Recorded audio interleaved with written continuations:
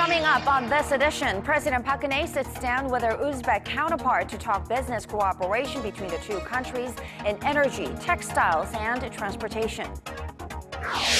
As Islamic militants continue their advance in Iraq, the U.S. is moving more firepower into that region. And Team Korea's first match against Russia is scheduled for Wednesday, 7 a.m. Korea time. 100,000 Koreans are expected to gather to cheer for Team Korea around the country.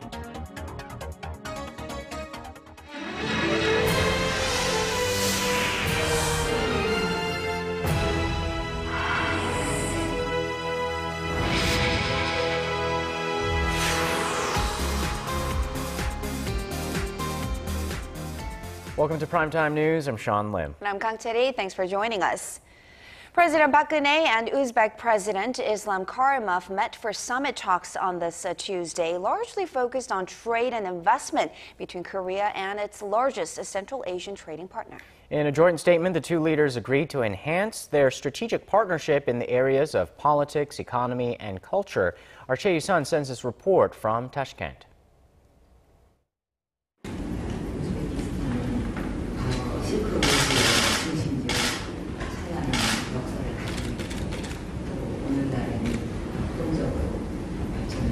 Korea is a strategic partner that has built an immense economy and knowledge in science and technology. President Park and her Uzbek counterpart Islam Karimov agreed to continue cooperation in joint projects worth more than $8 billion, such as Uzbek's gas field development and chemical complex construction. They also sought ways to expand their economic cooperation in the areas of energy, textiles, and transportation. Seoul asked for Tashkent's support in helping Korean businesses take part in a $4 billion Uzbek gas and processing plant development and in the construction of a $300 million solar plant in Samarkand. Korea helping to develop an Uzbek electronic government administrative system and Korean firms participating in an Uzbek highway construction were also discussed. Seoul signed a deal to build a textile complex in Uzbekistan, which is the world's #6 cotton producer. The Uzbek leader also endorsed President Park's trust-building process with North Korea, as well as a Eurasia initiative reconnecting energy and logistics infrastructure from the Far East to Europe to lay the groundwork for regional peace and to change the global economic system. The next stop on President Park's Eurasia Initiative campaign tour is Samarkand, a city that was at the heart of the Silk Road. She'll then travel to Kazakhstan Wednesday for a 3-day state visit. Chae Yu-sun, Arirang News, Tashkent. Back here in the nation, amid the firestorm surrounding President Park's pick for prime minister over controversial remarks he's made over the years, the presidential office postponed submitting his confirmation motion today. And as our Kim Young-gil reports, lawmakers are likely to make the process very much unpleasant for the designate. Prime Minister nominee Moon Chang-geuk's apology for controversial remarks he made years back about Japan's colonization of the Korean peninsula doesn't go far enough for the main opposition New Politics Alliance for Democracy, or NPAD. Japan's colonization remains the biggest scar for the Korean people. We cannot nominate a prime minister who has a distorted view of history. If the government proceeds with the confirmation hearings, it will be criticized for lacking common sense. Should the presidential office push ahead with Moon's nomination, some NPAD lawmakers say they would consider boycotting the confirmation hearing in protest. And the negative views of the prime minister nominee aren't reserved for the opposition party. 6 first-term lawmakers of the ruling Saenuri Party have issued statements calling for Moon to withdraw his nomination, while a number of more experienced lawmakers have openly criticized him. But the ruling party's floor leader, Lee Won-gu, plans to go ahead with the confirmation process. There seem to be suspicions and doubts about the Prime Minister nominee, but the National Assembly has a duty to proceed with the confirmation hearing and evaluate whether the candidate is suitable. The National Assembly will ultimately hold a plenary vote on Moon's nomination, which would require the attendance of at least 143 lawmakers. To be confirmed, Moon would need at least half of those in attendance to vote yes. Once the National Assembly receives a formal request calling for a confirmation hearing, lawmakers are required to hold one within 20 days. 김영길, Arirang News.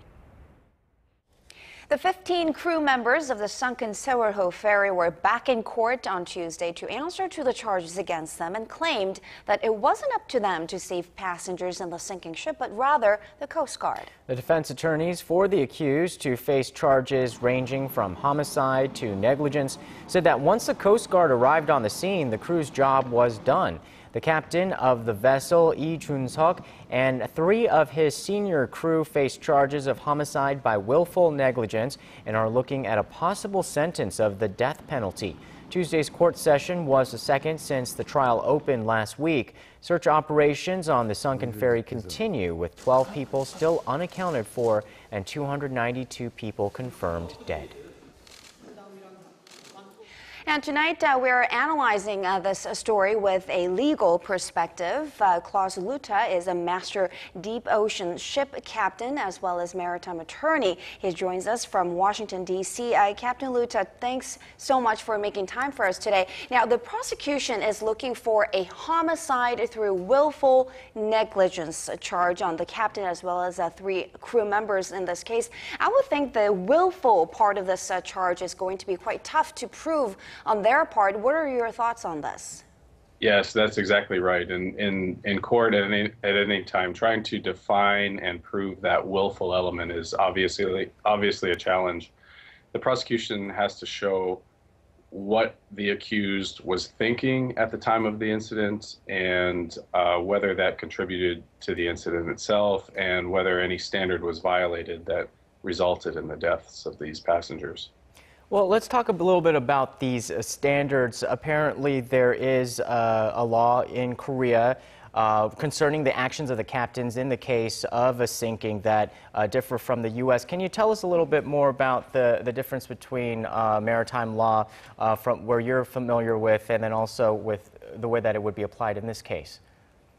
Sure. In Korea, as I understand the law, there is a requirement on the books that the captain of a sinking ship remain aboard and assist passengers and crew off the ship.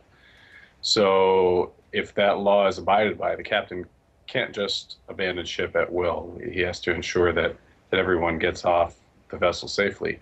In the United States, we don't have that law. It's more of a tradition of honor and duty that the master of the vessel will do that. And with my organization, we're Masters, Mates, and Pilots. We're an organization of officers and captains, and we're brought up in that tradition. So it's not necessary for a law to exist. And around the world, it's a similar tradition. So some countries have the law, some don't. Korea happens to have it, which presents a problem for the defense because the captain, having abandoned the ship with this law in the books, it would appear right off the bat that he's in trouble. I see. Now, we're dealing with a lot of anger, to say the least, with this case in Korea, to say the least. Now, the absence of determined or spirited defense for these crew members as well as the captain could fail their legal rights, just to be balanced here. So do you think this is a factor to consider at this point? Well, I don't know how it will factor into the outcome of the judgment, but I have read some accounts that the defense attorneys are new to the profession. They're fresh out of school, more or less. They're licensed by law under the jurisdiction of the country. So by that, they meet the standards required to practice law, and they're there doing it. Well, with the detailed coverage of this case, it almost seems as if there's nothing new that could come out of this trial as it proceeds. What, in your experience, does come out as new information for the public? Well, whenever a trial is presented and the attorneys put on their cases, there's always more detailed information. These defendants have their backs against the wall and really need to come up with a viable defense to somehow justify their actions, which at this point seems really difficult to do.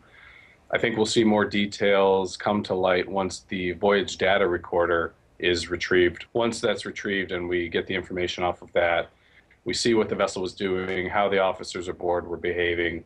That'll provide a little bit more color as to what was occurring and perhaps culpability of the captain and the officers. All right, Mr. Luda, thank you so much for your time tonight and your insight. Thank you.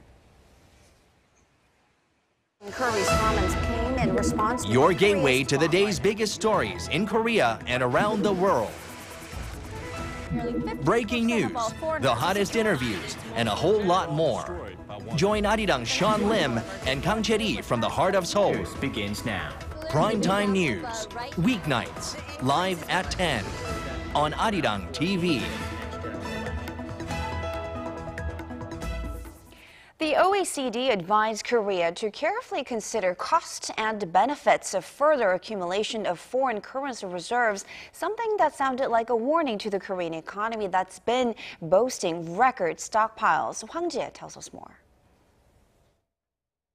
The OECD has told Korea to take a careful approach to more foreign reserves. In its latest report on the Korean economy released Tuesday, the Organization for Economic Cooperation and Development said that foreign exchange reserves are a costly way to fight against foreign exchange volatility. It said that's because foreign reserves are typically invested in safe assets with low returns. Instead, the international organization recommended swap agreements that allow related parties to exchange cash flows for a set period of time. Korea's central bank said earlier this month that the nation's foreign reserves reached an all-time high of over $360 billion as of the end of last month, marking the seventh largest foreign reserves in the world, following China, Japan, and Switzerland. The OECD report went on to say that the Korean economy is on an upturn trend after a period of subdued output growth in 2011 and 2012, but added that easing monetary policies and short-term extra budget could take place. This when threats to the domestic economy like the nation's household debt problem and instability in emerging markets continue to weigh on Korea.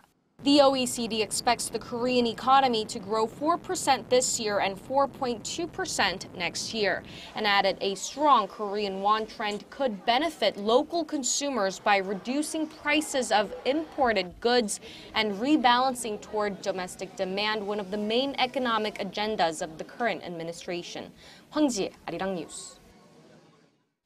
The value of Korea's stock market has fallen a notch compared to last year, settling as the world's 12th largest market. Some are attributing this to the relative rise of the Indian market and so-called Modinomics. Na Hyun-kyung tells us more. The combined market capitalization of Korea's publicly listed companies crossed $1.2 trillion as of the end of last week. Citing Bloomberg data, Yonhap News reports that Korea took one step back from last year when its market was the 11th biggest in the world. Analysts say capital is flowing to other emerging economies in Asia, especially to India, where new Prime Minister Narendra Modi is pledging sweeping economic reforms. Thanks to his so-called Modinomics, India's benchmark Sensex has jumped 19% so far this year, with total market value surging nearly 30%. Korea's main index, the Kospi, edged down 1% this year, and although total market capitalization went up by 4%, the actual increase will be lower because of the strengthening won. The Korean market currently makes up 1.9% of the global market. That's down 0.1 percentage points from last month and down 0.4 percentage points from August 2011, when it was at its highest. Experts say foreign buyers are moving their money away from Korea because they feel that Samsung Electronics, the major player on the Kospi, is not pushing for growth as strongly as they could. Another reason is said to be the weaker than expected performances by Korea's usual strongholds, the shipbuilding and petrochemical industries, which rely heavily on exports to China. Na Hyun-kyung, Arirang News. Standard Chartered Korea is cutting its losses on its capital financing and savings bank units. The British banking group has announced it is selling off 100% stakes in Standard Chartered Capital and Standard Chartered Savings Bank to Japan-based J-Trust Company for $148 million, pending approval by Korea's financial regulator. Since entering the Korean market in 2005, Standard Chartered has faced tough competition and incurred financial losses. The group announced earlier this year that it would close 50 branches by the end of the year. It wasn't all that long ago that we were talking about the booming Korean film industry, but it looks like after a record 2013, Korean movies aren't shining as much this year. Our Kwon So-woo reports on stumbling ticket sales. Korean movies have been less popular than Hollywood movies in the domestic market so far this year, turning over a trend that's developed in recent years. No Tears for the Dead and Man on High Heels are Korean movies that were released earlier this month and star well-established actors like Jang Dong-gun and Cha Seung-won. Despite being produced by entertainment giants CJ Entertainment and Lotte Entertainment, they have failed to receive much attention. According to the Korean Film Council on Tuesday, No Tears for the Dead and Man on High Heels have so far attracted 570,000 and 310,000 viewers respectively, which pales in comparison to the Hollywood action movie Edge of Tomorrow, which has drawn 3 million. In 2012, ticket sales for domestic movies surpassed the 100 million mark for the first time. And for 2 consecutive years, Korean films were more popular than those from Hollywood.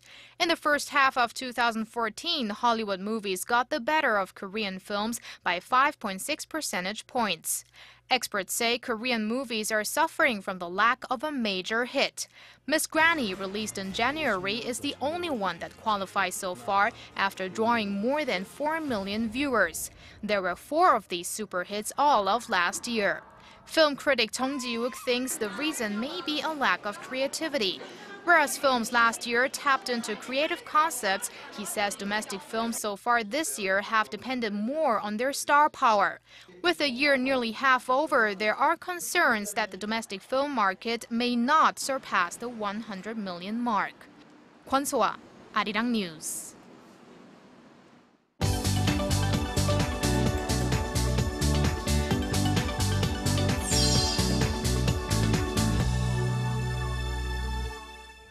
U.S. President Barack Obama has announced that more than 200 American troops will be deployed to Iraq as Sunni insurgents there continue their offensive towards the capital city of Baghdad. With more on that, we turn to Paul Yi at the News Center. Paul, Washington has pulled the trigger to send military personnel back to the war-torn country, and it appears that they're also turning to an unlikely ally for support in this crisis. That's right. In a sign of the quickly deteriorating situation in Iraq, the U.S. government is reportedly considering working in some extent anyway with its traditional enemy, Iran. In an interview with Yahoo News on Monday, Secretary of State John Kerry said that while Washington is not in active discussions with Tehran, it will not rule out anything constructive in providing stability to the region. Kerry added that airstrikes are an option available to Washington, but no detailed plans on how to coordinate them have been drawn up yet. Another U.S. official said the two sides could discuss the situation in Iraq on the sidelines of nuclear talks scheduled for Wednesday in Vienna. The Pentagon, however, has ruled out any possibility of engaging in military activities with Iran. Sunni militants from the Islamic State of Iraq and the Levant have seized large parts of northern Iraq over the last several days, threatening to unleash an all-out sectarian war.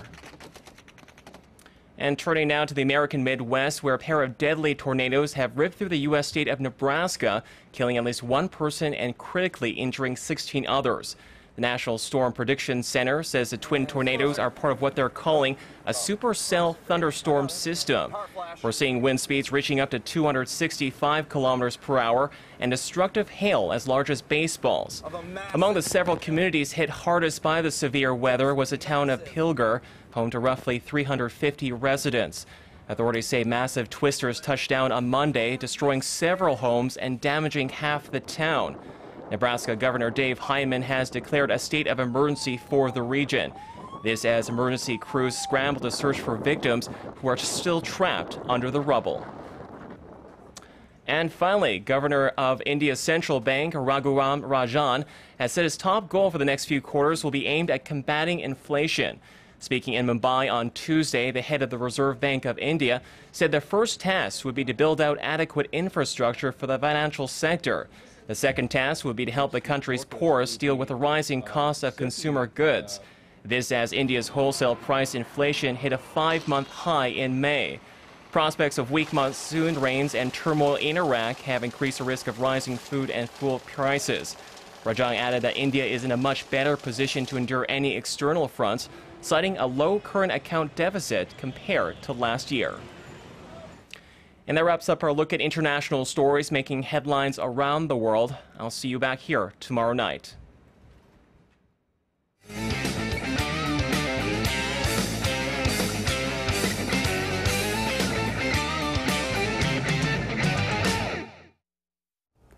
Hello and welcome to Primetime Sports. I'm Stephen Che. Now we go straight to the World Cup. Day 5 featured 2 Group G matches and 1 remaining from Group F, all starting with the highly anticipated meeting between Germany and Portugal. Now it was a great start for the Germans, with Thomas Müller converting a penalty kick early on and defender Mats Hummels doubling the score on a header. Later in the first, Pepe was tossed for headbutting Müller, putting Portugal down to 10 men.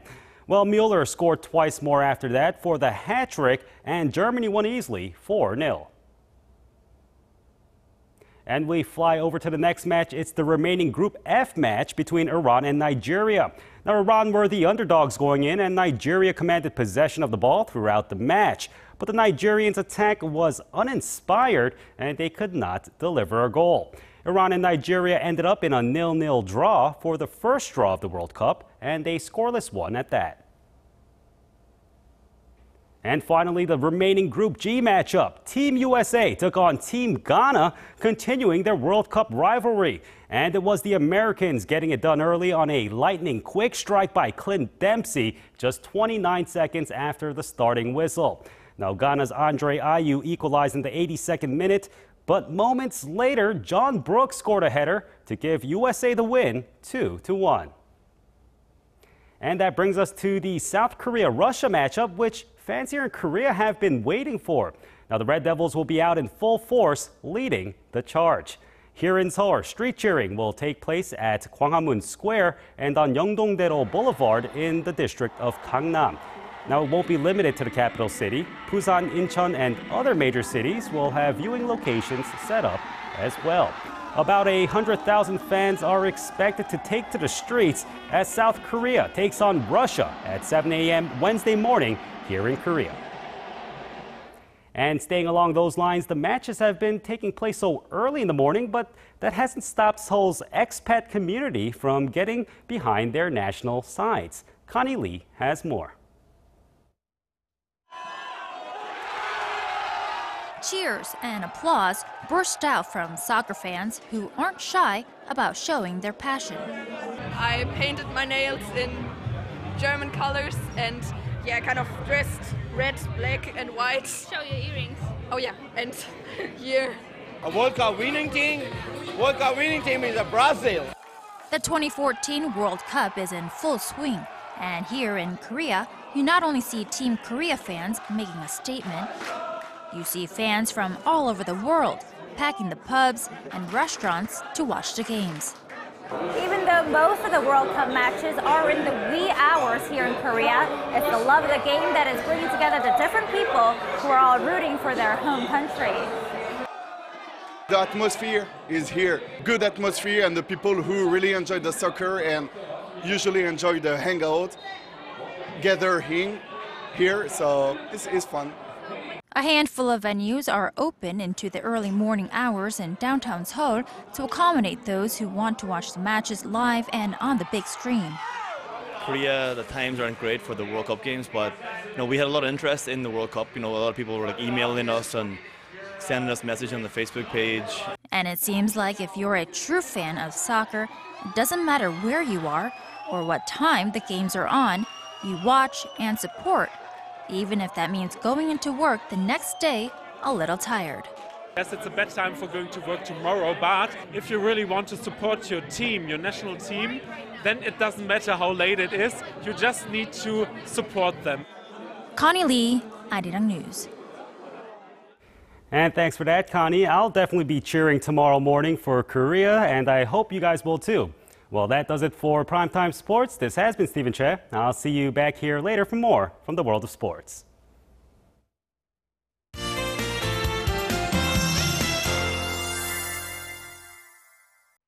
Well, the weather was certainly rough today. Monsoons finally hit Jeju while fine dust and rain hit Seoul. And our Kim Bo-kyung joins us from the Weather Center to give us the details. Bo-kyung, what's the latest?